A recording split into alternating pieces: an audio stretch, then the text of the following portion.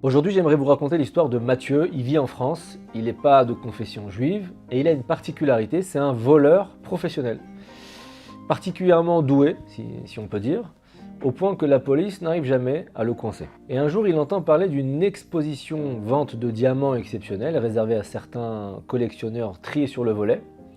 L'événement a lieu dans une grande salle de sport transformée en bijouterie géante pour l'occasion. Et Mathieu ne peut pas rentrer, il lui faut un badge spécial pour passer la porte, mais vous imaginez bien que pour un voleur de ce niveau, c'est pas un problème, il falsifie intégralement l'identité d'un invité, qui pouvait pas venir, il se procure une tenue exceptionnelle qui correspond bien aux standards de l'événement, et il arrive à rentrer dans la salle sans que personne se doute de rien. Et là, Mathieu a le souffle coupé, il n'a jamais vu autant de pierres précieuses d'une qualité pareille, et parmi tous les diamants qui sont exposés, il y en a un qui est posé sur un support en forme de main dans une cage en verre incassable. C'est un diamant irréel qui brille de 1000 feux. Mathieu le repère, il le voit, et il se dit, celui-là, si j'arrive à m'en emparer, je prends ma retraite terminée, j'aurai même plus besoin de voler. Il se met à réfléchir, il tourne autour et il fait semblant de rien voir. Il observe discrètement les caméras, les lasers, les sorties, il calcule le temps qu'il faudrait pour courir jusqu'à la sortie. Bref, il essaye d'échafauder son plan, mais en réfléchissant, il se rend à l'évidence. Il n'a aucune chance de dérober le diamant et comme il est frustré, pour la première fois de sa vie, il lève les yeux vers le ciel et il dit « Écoute mon Dieu, j'ai entendu dire que tu existes et je te demande une seule chose. Aide-moi à voler ce diamant. Je sais que tu n'aimes pas qu'on vole, mais si je réussis à prendre celui-là, je ne volerai plus de toute ma vie. » Maintenant, il faut bien comprendre, pour lui, ce diamant, c'est l'avènement de sa carrière de voleur. C'est le Graal, c'est la retraite assurée, la tranquillité matérielle pour plusieurs générations. Et il a à peine le temps de finir sa prière qu'un vieil homme arrive avec sa canne, il est accompagné par le commissaire de l'exposition qui lui présente le diamant. Et là, Mathieu n'en revient pas. Il se dit que sa prière, elle a marché. Et là, il ne faut pas plus de 20 minutes pour que le vieil homme achète le diamant. Et au lieu de demander un coffre sécurisé, il demande un simple sac pour le transporter. La vendeuse, elle ne comprend pas comment on peut mettre un diamant pareil dans un sac, tout simple. Mais le vieil homme, il insiste. Il veut le diamant dans le sac. Il prend le sac et il le fait disparaître à l'intérieur de son manteau. Il ressort de la salle comme s'il venait d'acheter un croissant, alors qu'il transporte une fortune de plusieurs millions d'euros. Mathieu n'en revient pas, ça s'annonce tellement simple cette histoire de vol. Et une fois dehors, sans caméra de surveillance, sans police, il va juste racketter le vieil homme comme dans un collège mal fréquenté, en Seine-Saint-Denis, et l'affaire sera réglée. Mathieu se met à suivre le vieil homme, il reste à une bonne distance de lui pour ne pas se faire remarquer, il cherche un coin désert pour le détrousser. La marche se poursuit un bon moment, jusqu'à que le vieil homme arrive à un port où sont amarrés des yachts. Et voilà que le vieil homme monte à bord d'un des yachts. Mathieu arrive en courant, il ne veut surtout pas perdre le contact visuel avec le diamant. Mais quand il veut monter sur l'embarcation, il y a un garde qui lui réclame un badge. Mathieu, c'est un escroc talentueux, il connaît le travail, il répond du tac au tac, il l'a oublié, le garde lui refuse d'entrer, alors Mathieu sort une liasse de billets et l'attend en garde qui se laisse corrompre. Et après une fouille corporelle pour s'assurer qu'il n'est pas armé, le garde laisse Mathieu entrer sur le navire. Mathieu voit le vieil homme, il prend ses clés, il rejoint sa cabine. Le voleur sait très bien qu'il n'arrivera pas à obtenir une cabine individuelle sur un bateau de luxe, alors il se présente à la réceptionniste en se faisant passer pour l'assistant personnel du vieil homme. La réceptionniste se laisse berner, et il obtient les clés de la cabine. Mathieu entre dans la cabine et il voit le vieil homme et il dit « Enchanté monsieur, comment vous appelez-vous » Le vieil homme lui dit « Shalom ». Et Mathieu trouve la situation drôle et il se dit qu'il vient de prier Dieu pour la première fois de sa vie et voilà qu'il lui envoie un juif à voler, puisqu'il lui dit « Shalom ». Les deux hommes échangent quelques mots, il est déjà très tard, le dîner est déjà servi à bord du yacht. Mathieu remarque que le vieil homme ne quitte pas son manteau et après le dîner, les deux hommes regagnent leur cabine. Mathieu ne quitte pas Shalom de l'œil.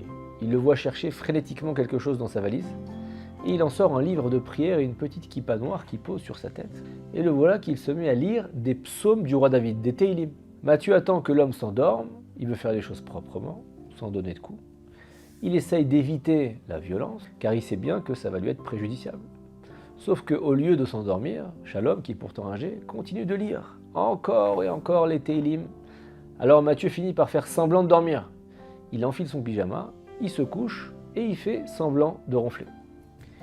Quelques instants plus tard, Shalom ferme son livre et il se couche. Après un long moment, Mathieu rouvre les yeux, et cette fois Shalom dort profondément. Alors le brigand se lève et il se met à fouiller le manteau du vieil homme, et à sa grande surprise, il n'y a rien dedans. Il cherche dans les poches, les chaussures, les chaussettes, la salle de bain, la valise, sous l'oreiller, dans le matelas, bref, il cherche partout, il trouve rien, et après 1 heure de recherche acharnée, il craque, il abandonne, il pleure de rage et il finit par s'endormir. Le lendemain matin, quand Mathieu ouvre les yeux, Shalom n'est plus dans la cabine. Le voleur met sa veste pour aller prendre le petit déjeuner.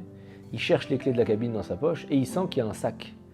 Il le sort, il l'ouvre et il pousse un cri. C'est le diamant qui était tranquillement là, dans la poche. Incroyable. Comment est-ce qu'il a pu arriver là? Et là, il ne se pose pas de questions. Il s'empresse de le cacher sous son matelas le temps d'aller manger quelque chose. Il sort et il crie à nouveau. Mais cette fois, il fait face à un comité d'accueil pas très amical. Une sorte d'escouade de policiers, de gendarmes, qui le mettent en joue et le menottent. Mathieu s'insurge. Quoi? Mais pourquoi? J'ai rien fait. C'est une méprise. Je suis innocent. Le chef de la police le prend à part et il lui fait visionner la caméra de surveillance de la cabine, la nuit où il a fouillé toute la cabine et la scène où il a trouvé le diamant et où il l'a caché sous son matelas. Et là, à ce moment-là, l'homme âgé, Shalom, s'avance. Il a l'air soulagé et il dit: hier, quand je suis entré dans cette expo-vente, je savais déjà qu'il y avait des voleurs autour de moi. Quand je vous ai vu me suivre dehors dans le reflet des vitrines, j'étais complètement paniqué. Et même si je ne suis pas un juif très pratiquant, j'ai compris qu'il n'y avait que Dieu qui pouvait me sortir de cette situation. Alors j'ai supplié Dieu de m'aider à cacher ce diamant à l'abri d'un voleur aussi rusé et fourbe que vous. Et heureusement, je voyage toujours avec une kippa et un livre de psaumes. Et quand vous êtes entré dans ma cabine, j'ai eu soudain une idée lumineuse qui m'a été inspirée par le ciel. Dès que j'allais m'endormir, je savais que vous alliez vous empresser de fouiller partout pour trouver le diamant. Mais il y avait une chose dont j'étais certain, c'est que jamais vous n'auriez eu l'idée de chercher dans votre propre veste. Alors juste avant de fermer les yeux, quand vous étiez dans la salle de bain, je me suis levé, j'ai glissé le diamant dans votre veste. Toute la nuit, vous avez cherché dans mes affaires alors qu'il était sur vous. Ce matin, je me suis simplement levé un peu plus tôt, j'ai prévenu les forces de l'ordre et vous êtes tombés dans le piège que je vous avais tendu. Chers amis, cette histoire vraie nous apprend que très souvent on cherche loin ce qui se trouve juste sous notre nez. Votre part à vous, votre diamant à vous, votre simcha, votre mazal, votre bonheur, il est sûrement déjà là tout prêt à portée de main, dans votre veste, sans que vous ayez besoin de le chercher chez le voisin. Nos maîtres nous enseignent qui est riche, celui qui est satisfait de sa part. Alors plutôt que d'envier aux autres ce qui leur appartient, le vrai trésor de nos vies, il n'est jamais très loin. Il attend patiemment que nous arrêtions de le chercher ailleurs. Stop, stop, stop. Soyez sûr d'une chose.